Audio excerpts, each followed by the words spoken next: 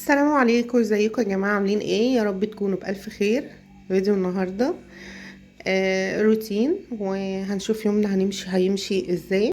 بقالي كام يوم ما بصورش من ساعه ما جيت من مطروح، عشان خاطر ايه؟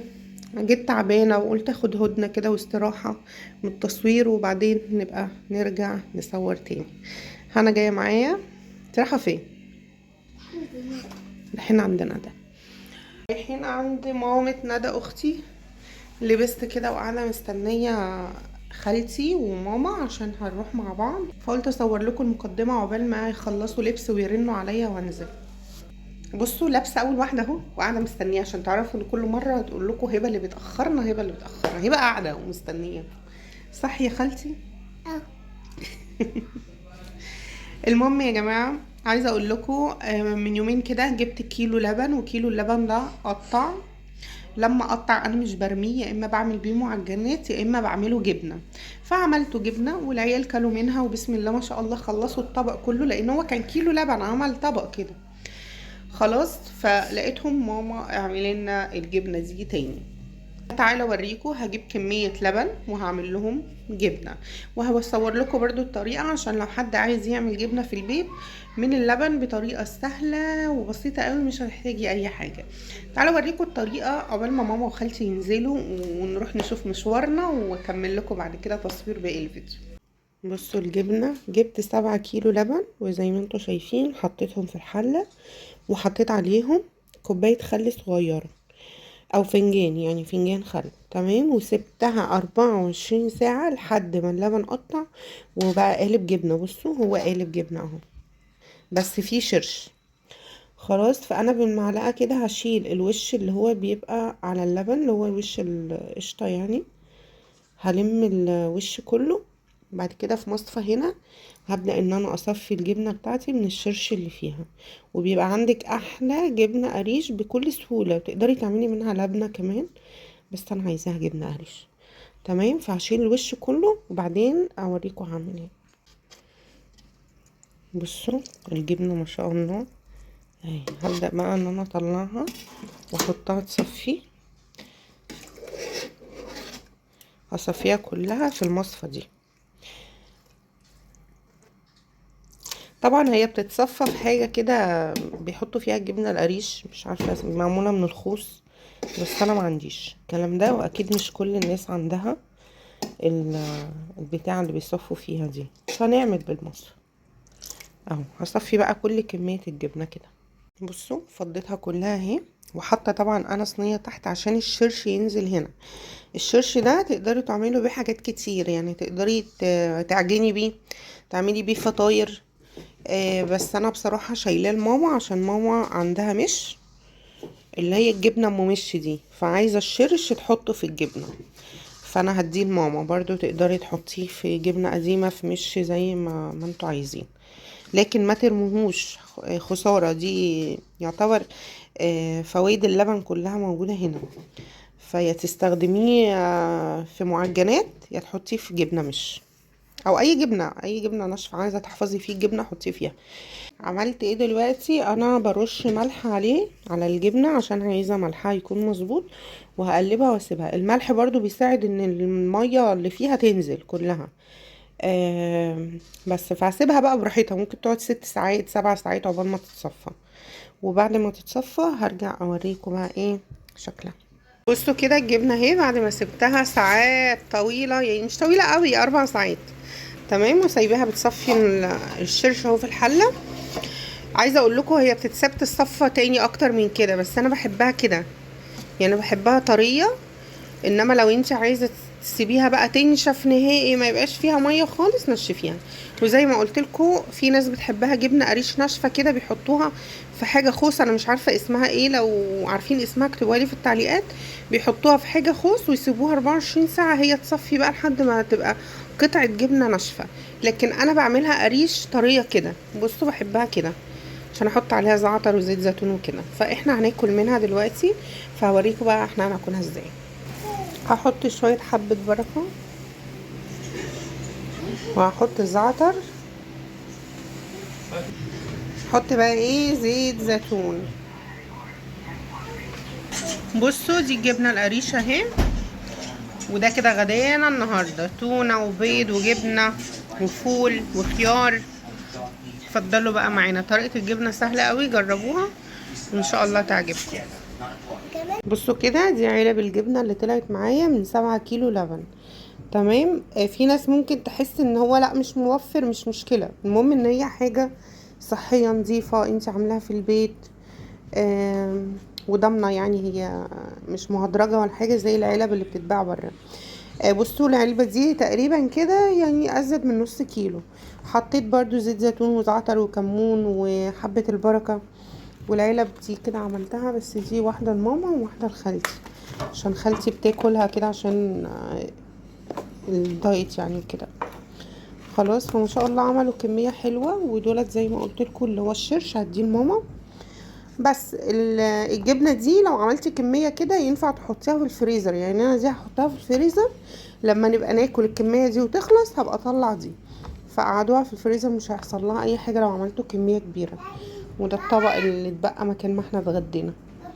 بس نزلت الحمد لله ولقيت ماما وخالتي بقى تحت مستنيني. وركبنا بقى ورحنا على بيت بابا عشان نسأل على مامة ندى اللي هي مرات ابويا يعني. تعبانة شوية، فروحنا نسأل عليها والحمد لله هي دلوقتي احسن. السكر بس عالي عليها والكوليسترول، فعمل معاها شوية لخبطة. هما اللي ادوا ان هي تتعب الايام اللي فاتت، والحمد لله ربنا يديها الصحة والعافية يا رب ويتم شفاها على خير ان شاء الله.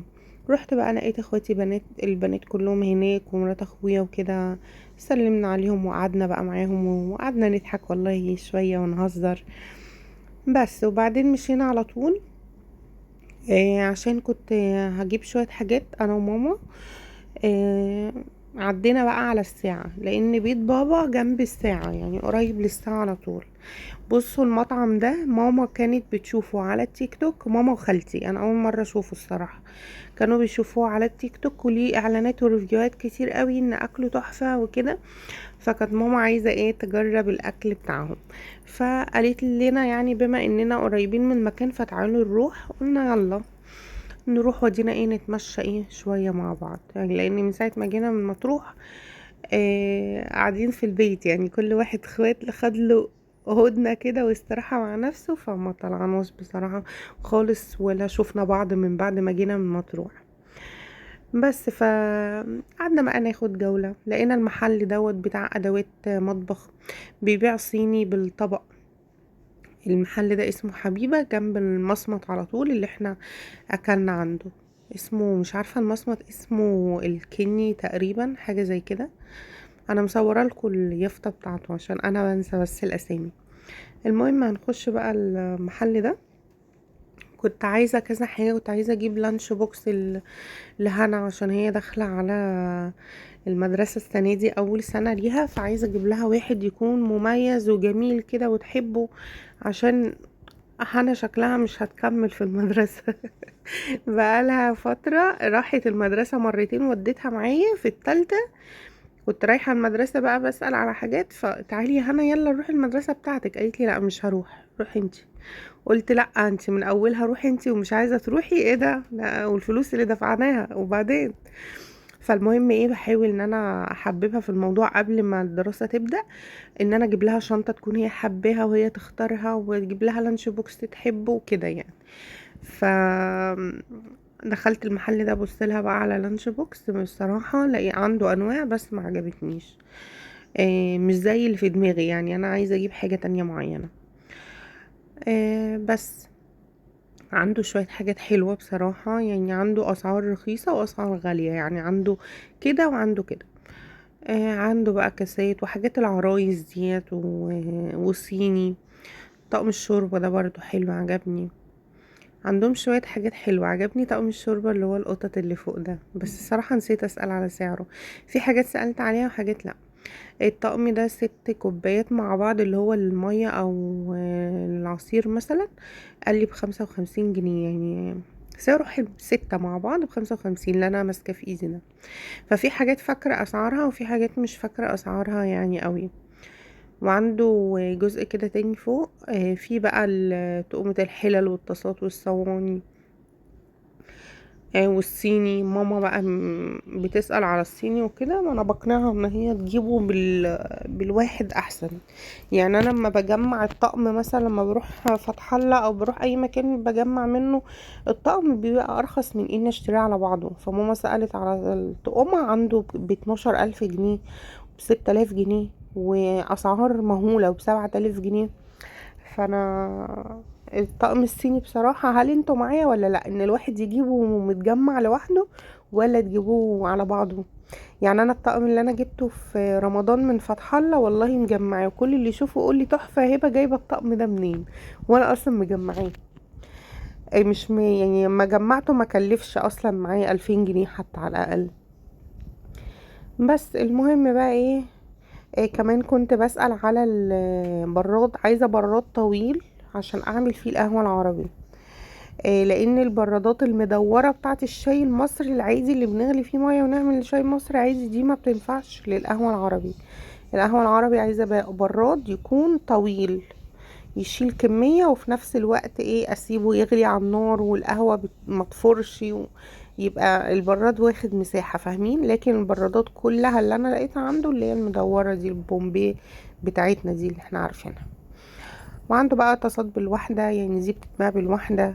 في كذا طاسة، عنده حاجات ألمونيا برضو. سألته على الصاج اللي هو بيخش الفرن، بس مش صاج اللي هو الصاج ده، لا، في منه نازل ألمونيا على قد كده كبير، يعني زي الصاج بتاع زمان اللي كنا بنعمل فيه الكحك والبسكوت وكده. سألت عليه بس ما لقيتش غير عنده غير الأحجام الصغيرة. اللانش بوكسات بقى عنده دي اللي متوفرة، اغلى حاجة عنده ب75 وفي ب40 وفي اسعار كده. بس زي ما قلت لكم انا ما جبتش لاني مش ده النوع اللي في دماغي، يعني عايزة اجيب لها انا حاجة ايه تكون هي حباها.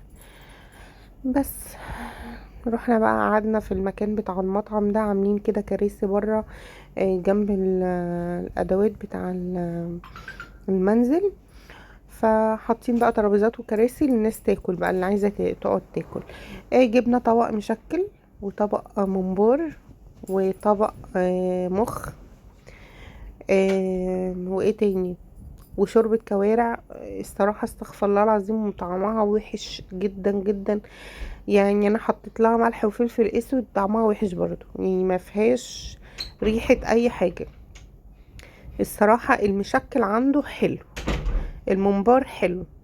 جاب لنا فتة كده، الفتة دي بتنزل مع شوربة الكوارع، سيئة سيئة سيئة، الفتة وحشة، شوربة الكوارع وحشة. عبارة عن شوربة عادية او شوربة سالقين فيها حاجة عادية وبعدين مقطعين كوارع حاطين فيها، لان شوربة الكوارع معروفة بتبقى جيلاتينية كده وبتبقي عارفاها من طعمها.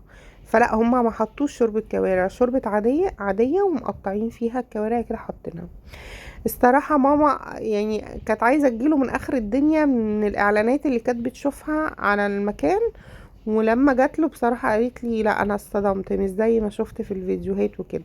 وكان نفسها تاكل طاجن ورق عنب بالكوارع برضو كانوا مصورينه، ما لقيناهوش لما جينا نطلب كده، قال لا مش متوفر محاشي وكده غير الممبار بس. فجابوا يعني ممبار وكده. وباقي الاكل لفيناه واخدناه معانا ايه البيت، وانا كمان طلبت اوردر لولادي، جبت اوردر زيادة مشكل عشان ياكلوا زي ما انا اكلت. بس وبعدين جابوا لنا شاي بالنعناع. والله احلى حاجة في القعدة كلها كان الشاي. جابوا لنا شاي بالنعناع بقى وقعدنا نشرب بقى البراد ده، وهو بالهنا والشفا يعني. بس وقعدنا نتكلم شوية، بقول لخالتي احلى حاجة القعدة اللي احنا قاعدينها دي، وفي بيوت قديمة كده ورانا، وكان الجو حلو يعني بصراحة. وطبعا احلى حاجة في القعدة برضو ان امي وخالتي معايا، دول اهم حاجة يعني. بنبسط قوي قوي لما بطلع معاهم والله، مع ان احيانا ببقى مش قادرة، يعني ساعات يقولوا لي احنا خارجين في حتة الفلانية تعالي يا هبة معايا، بقعد اعتذر، يعني ببقى ساعات مش قادرة اروح بس ببقى نفسي ان انا اروح، فاهمين؟ واتجمع معاهم دايما. خدت بقى ايه بواقي باقي الاكل اللي اتبقى، لان ما كلناش الاكل كله. باقي الاكل خدناه، وكمان طلبت اوردر زياده لولادي الطبق المشكل دوت. الطبق المشكل كان ب200 جنيه ومعاه طبق مخلل كده. عشان لو حد عايز يعرف الاسعار يعني. بس وبعدين ايه، خدنا بعضنا كده وقلنا نتمشى. ماما بقى عشان تهضموا الاكل اللي كلتوه لازم تمشوا شارع الساعة كله من اول عمود السواري لحد الطريق بره، لحد ما احنا هنركب يعني مواصلات بره.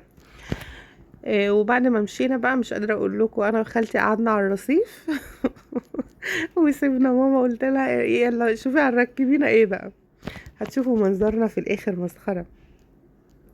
بس والله انبسطت قوي وكان يوم حلو. طول ما انا ماشيه بقى في شارع الساعه كنت بشتري حاجات، يعني جبت شرابات لهنا للمدرسه، جبت لها ملابس داخليه برضو للمدرسه. يعني المشتريات اللي انا جبتها اصلا لهنا، طبعا انتوا عارفين خلاص حفظتوا ان انا اي مكان بروحه اي حاجه تلفت نظري لهنا بجيبها لها. فجبت لها حاجات للمدرسه، بس ايه هبقى اصورها لكم ان شاء الله في فيديو تجهيز المدارس ان شاء الله باذن الله. بس قعدنا كده بقى نتفرج على الترام، وماما بتوقف لنا العربيه وانا وخالتي قاعدين على الرصيف، خلاص هنجنا تعبنا خالص من المشي. ما تنسوش بقى تعملوا لي لايك للفيديو واشتركوا في القناة لو انتم مش مشتركين، واكتبوا لي تعليق حلو كده من قلبكم، وقولوا لي عايزين فيديوهات ايه الايام اللي جايه. خلاص رجعنا بيتنا، فعايزين بقى ايه نعمل شويه فيديوهات حلوه كده تشجيعيه، ونرجع كده ننشط القناه تاني زي الاول باذن الله. ما تنسوش تعملوا لايك للفيديو، واشوفكم على خير ان شاء الله. مع السلامه. يا ركبي يا ركبي مشينا مشي يا ركبي. هو اللي يمشي مع عمي كده بتقعد تقول تمشي. لك يلا عشان نهدم اللقمه. هضمنا وظبطنا الحمد لله. وهي واقفه تشوف لنا عربيه واحنا اللي قاعدين مش قادرين.